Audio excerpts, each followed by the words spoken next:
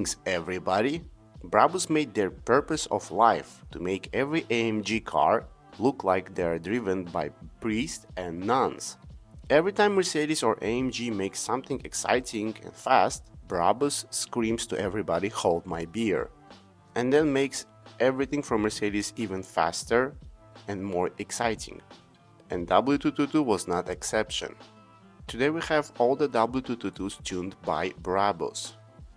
First W222 Brabus was the 5.5-liter twin-turbo V8 from AMG that developed 577 brake horsepower and 900 Nm of torque. Brabus took the stock AMG V8, changed exhaust system, and of course installed Brabus ECU system.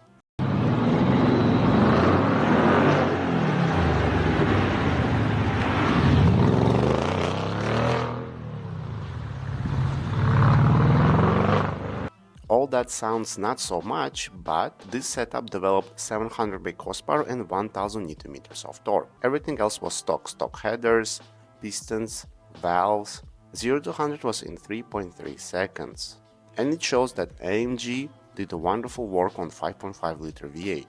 After Mercedes discontinued 5.5-liter V8 and chose a lighter 4-liter twin-turbo V8, Brabus made one of their laziest tune in the world. Like, this was the most laziest thing they ever did in the history of the company. Only thing they changed was the ECU system. And then the power increase was from 612 brake horsepower up to 700. And that's it. They didn't change exhaust, piston rings, nothing else, just ECU system. And then they took the V12. The AMG V12 was excellent engine, but Brabus did actual work on it. 6-liter twin-turbo V12 that was actually developed with the help of AMG made more than 600 brake horsepower. Then the Brabus took this engine, they increased the displacement to 6.3 liters, installed better turbos, custom exhaust system, lighter crankshaft, and more aggressive camshaft. All that developed 900 brake horsepower and 1500 Nm of torque.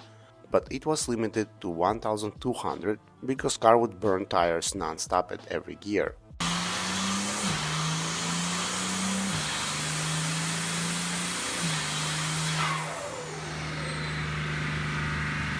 Brabus called that car the Brabus 900. 0 to 100 km was actually slower than the V8 version of Brabus, 3.7 seconds. And all that because of the lack of grip. Nevertheless, it was a monster that everyone loved. Interior was also modified by Brabus. With Brabus trim, it had the new leather, carbon fiber interior details, and minor stuff like that. In my opinion, Brabus in the past made much better interiors and made them more exciting.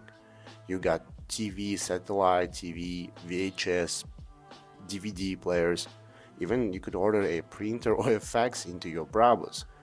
Today, you are limited by just leather and the refrigerator, that's it. Nothing interesting. I'm not a big fan of W222 exterior. Personally, for me, this is one of the ugliest S-Class in history. Even in Brabus body kit, I have zero feelings for this car. I do respect it, it's very fast, very light, drives perfectly, handles wonderfully, but doesn't have that appeal for me that I would enjoy. I have same heartless cold feelings to this car as my ex-girlfriend has to me.